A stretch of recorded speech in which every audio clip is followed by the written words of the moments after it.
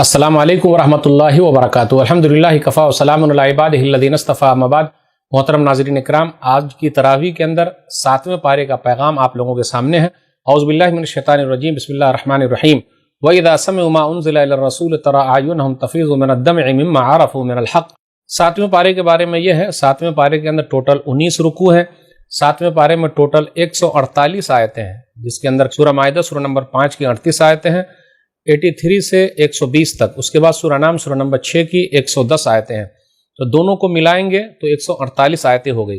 اس کے اندر جو سورہ نام ہے سورہ نمبر 6، یہ مکی سورہ ہے، اس کے اندر ٹوٹل 165 آیتیں ہیں اور ٹوٹل 20 رکوع ہیں۔ جو آیت پڑھی گئی آیت نمبر 83 پر غور کیجئے، 7واں پارہ جو شروع ہو رہا ہے وَإِذَا سَمِعُوا مَا أُنزِلَ إِلَى الرَّسُولِ، اور جب وہ اس کلام کو سنتے ہیں جو رسول پر اتارا گیا، اس کا تعلق 6 پارے کے آخر سے ہے۔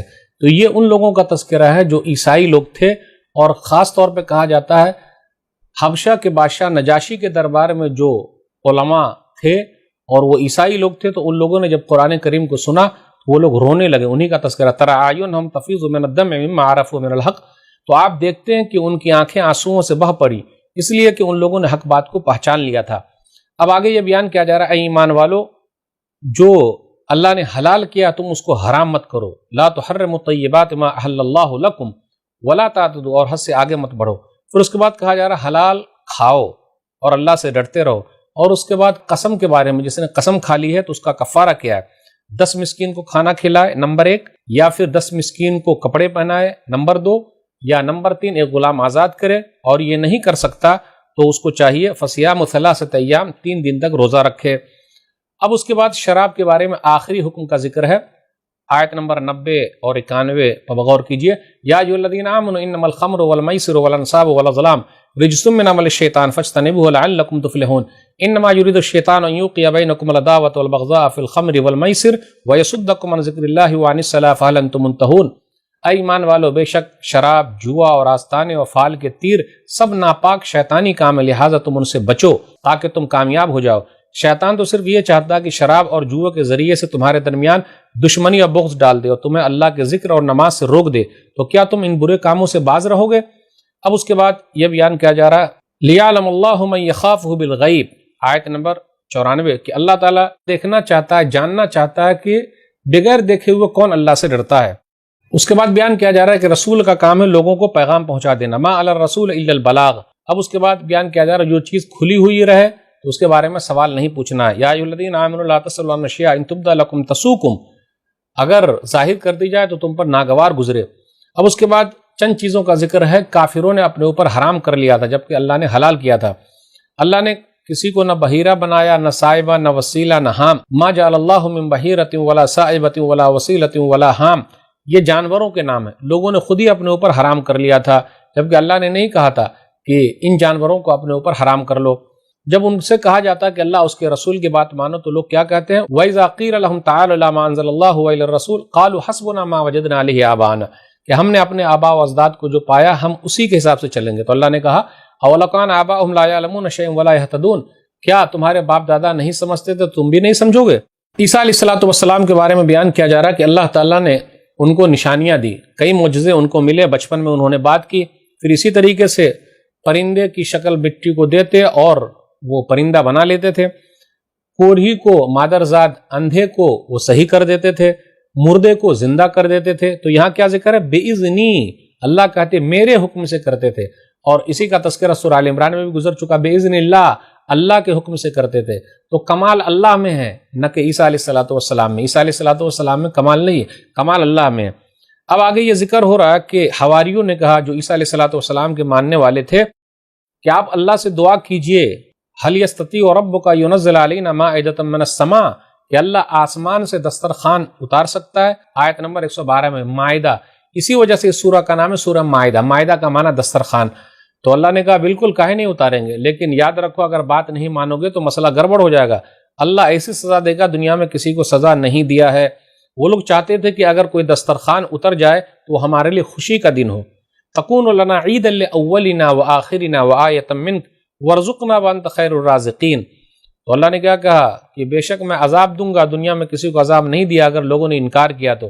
فمن یکفر بعد منکم فانی اعذب عذاب اللہ اعذب احدا من العالمین، اب آگے ذکر ہو رہا کل قیامت کے دن اللہ تعالیٰ عیسیٰ علیہ الصلوۃ والسلام سے کہیں گے کیا آپ نے لوگوں سے کہا تھا کہ مجھے اور میری ماں کو اللہ کے علاوہ معبود بنا لو؟ تو عیسیٰ علیہ الصلوۃ والسلام کہیں گے سبحانک ما یکون لی ان اقول ما لیس لی بحق ان کنت قلتہ فقد علمت تعلم ما فی نفسی ولا اعلم ما فی نفسک انک انت علام الغیوب۔ اللہ تیری ذات پاک ہے، میں وہ چیز کیسے کہوں جو حق ہی نہیں ہے؟ تو جانتا ہے، اور تو جانتا ہے جو میرے جی میں ہے، لیکن میں نہیں جانتا تیری مراد کیا ہے، تو غیبوں کا جاننے والا ہے۔ آگے ہے ان تعذبہم فانہم عبادک وان تغفر لہم فانک انت العزیز الحکیم، اگر تو عذاب دے تو یہ تیرے بندے ہیں، اور اگر معاف کر دے تو بڑا غالب خوب حکمت والا ہے۔ اخیر میں آسمان و زمین کی بادشاہت اللہ ہی کے لیے، وہ ہر چیز پر قادر ہے۔ اب اس کے بعد سورہ انعام مکی سورہ ہے، اس کے اندر 165 آیتیں اور 20 رکوع ہے۔ مکی سورہ کا انداز ہم اور آپ جانتے ہیں، اس میں توحید کا ذکر ہے، شرک سے بیزاری ہے، قوموں کے واقعات بیان کیے گئے، مثالیں دے دے کر لوگوں کو توحید کی طرف بلایا گیا ہے، اور ذرا انداز اس کا سخت بھی ہے، جنت اور جہنم کا تذکرہ ہے۔ تمام تعریف اللہ کے لیے جس نے آسمان و زمین کو پیدا کیا، الحمدللہ الذی خلق السماوات والارض۔ پھر آگے بیان کیا جا رہا ہے کہ تم لوگوں کو مٹی سے پیدا کیا، پھر آگے بیان کیا جا رہا ہے وَهُوَ اللَّهُ فِي السَّمَاوَاتِ وَفِي الْأَرْضِ، آسمان و زمین کے اندر اللہ ہی ہے۔ یعلم سرکم وجہرکم ویعلم ما تکسبون، وہ تمہارے بھید اور وہ تمہاری پوشیدہ و ظاہر سب باتوں کو وہ جانتا ہے۔ پھر آگے بیان کیا جا رہا ہے بہت سارے گاؤں کو ہم نے برباد کر دیا ہے، بستیوں کو برباد کر دیا ہے۔ پھر اسی طرح آگے بیان کیا جا رہا ہے لوگ کہتے ہیں کہ ان کے اوپر فرشتے کیوں نہیں اترتے؟ ارے فرشتے اتریں گے تو معاملہ ہی ختم کر دیا جائے گا۔ پھر آگے بیان کیا جا رہا ہے کہ رسولوں کا مذاق اڑایا گیا ہے، تو انجام کیا ہوا؟ برا انجام ہوا۔ کہا جا رہا ہے لوگوں سے زمین کے اندر گھومو دیکھو کیا انجام ہوا جھٹلانے والوں کا۔ آگے بیان کیا جا رہا ہے کتب علی نفسہ الرحمہ، اللہ تعالیٰ نے رحمت کو اپنے اوپر لکھ لیا ہے۔ پھر آگے بیان کیا جا رہا ہے وَهُوَ يُطْعِمُ وَلَا يُطْعَمُ، اللہ کھلاتا ہے اللہ کھاتا نہیں ہے۔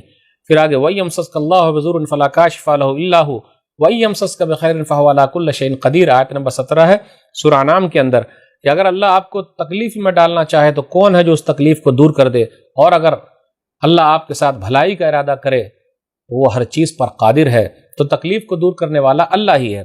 وَهُوَ الْقَاهِرُ فَوْقَ عِبَادِهِ وَهُوَ الْحَكِيمُ الْخَبِيرُ۔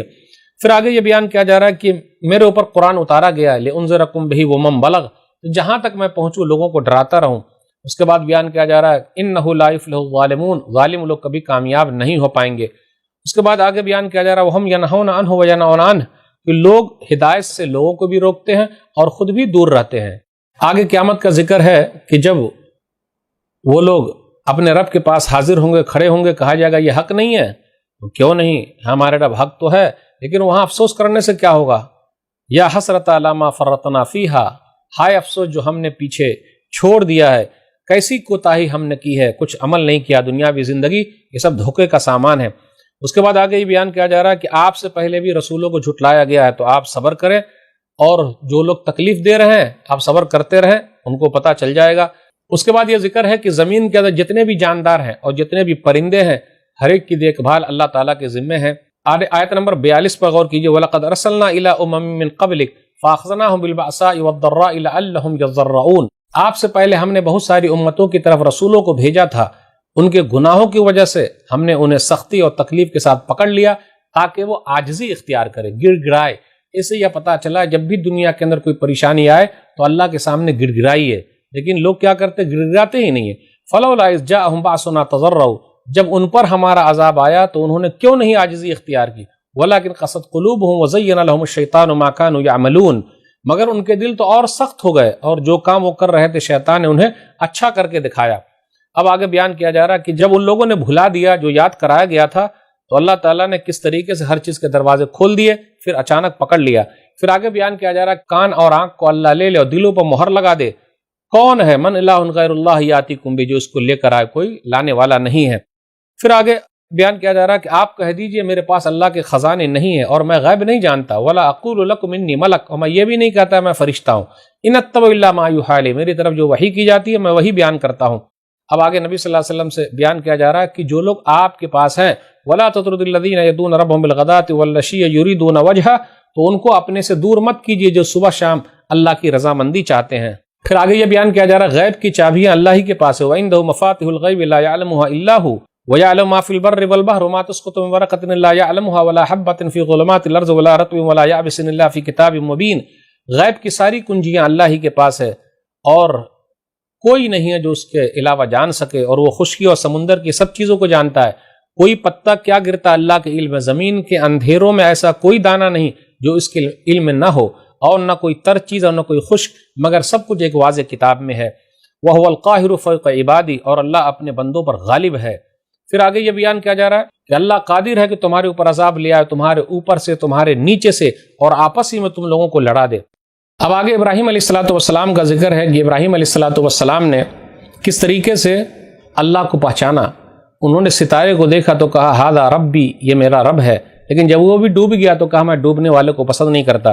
پھر اسی طرح انہوں نے چاند کو دیکھا تو کہا یہ میرا رب ہے، لیکن جب وہ بھی ڈوب گیا تو کہا نہ، میں ضرور گمراہ ہو جاؤں گا اگر میں ان لوگوں کو مان لوں گا۔ پھر اس کے بعد سورج کو دیکھا تو کہا ہذا ربی ہذا اکبر، یہ میرا رب ہے، یہ سب سے بڑا ہے، لیکن جب وہ بھی ڈوب گیا تو کہا قال یا قوم انی بریء مما تشرکون انی وجہت وجہی للذی فطر السماوات والارض حنیفا وما انا من المشرکین، تو کہا اے میری قوم، بے شک میں اس سے بیزار ہوں جنہیں تم اللہ کا شریک ٹھہراتے ہو، میں یکسو ہو کر اپنا چہرہ اس ذات کی طرف متوجہ کر لیا جس نے آسمان و زمین کو پیدا کیا، اور میں مشرکوں میں سے نہیں ہوں۔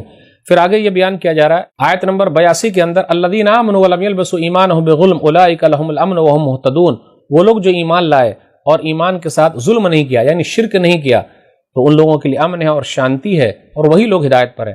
اس کے بعد نبیوں کے واقعات بیان کیے گئے، 18 نبیوں کا ذکر ہوا، اور اس کے بعد کہا گیا وَلَوْ أَشْرَكُوا لَحَبِطَ عَنْهُمْ مَا كَانُوا يَعْمَلُونَ، کہ اگر وہ لوگ بھی شرک کریں گے تو ان کے اعمال برباد ہو جائیں گے۔ اس کے بعد اللہ تعالیٰ کے بارے میں کہا کہ لوگوں نے اللہ تعالیٰ کی قدر نہیں کی جیسا قدر کرنی چاہیے تھی، اور اس کے بعد اللہ تعالیٰ کی تعریف ہو رہی ان اللہ فالق الحب والنوا، وہی اللہ اناج کے دانے اور پھلوں کی گٹھلی کو پھاڑنے والا، وہی زندے کو مردے سے اور مردے کو زندے سے نکالتا ہے، پھر اسی طرح رات کے اندھیرے سے صبح کی روشنی پھاڑتا ہے، پھر اسی طرح دن اور رات کو وہ لاتا ہے۔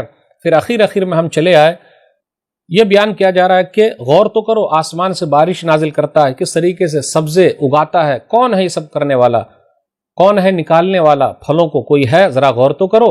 انظروا الی ثمرہ اذا اثمر وینعی۔ اس کے بعد بیان کیا جا رہا ہے کفار مکہ نے کہا کہ اللہ تعالیٰ نے جنوں کو اپنا شریک بنا لیا ہے، کیسے ہو سکتا ہے، نعوذ باللہ، یعنی اپنے رشتے قائم کر لیے، اور اللہ کے لیے بیٹیاں جبکہ ان کے لیے بیٹے، اللہ کی ذات پاک ہے، یہ لوگ بیان کر رہے ہیں۔ آسمان و زمین کو نئے سرے سے پیدا کرنے والا بدیع السماوات والارض۔ پھر آگے بیان کیا جا رہا لا تدرک الابصار وهو يدرك الابصار وهو اللطیف الخبیر، نگاہیں اللہ کو نہیں دیکھ سکتی لیکن اللہ کی نگاہیں سب کو دیکھ رہی ہو، بڑا باریک بھی ہر چیز کی خبر رکھنے والا ہے۔ اور اس کے بعد اخیر میں یہ بیان کیا جا رہا لا تسبوا الذین يدعون من دون اللہ فیسبوا اللہ عدوا بغیر علم۔ آیت نمبر 108 میں جو لوگ اللہ کے سوا دوسروں کو پکارتے تم ان کو گالی مت دو، ورنہ وہ لوگ بغیر علم کے اللہ کو گالی دیں گے۔ تو ناظرین اکرام، یہ 7ویں پارے کا خلاصہ تھا۔ اللہ سے دعا ہے کہ اللہ تعالیٰ ہم لوگ قرآن کریم کو پڑھنے، سمجھنے، عمل کرنے اور لوگوں تک پہنچانے کی توفیق دے، آمین۔ والسلام علیکم ورحمۃ اللہ وبرکاتہ۔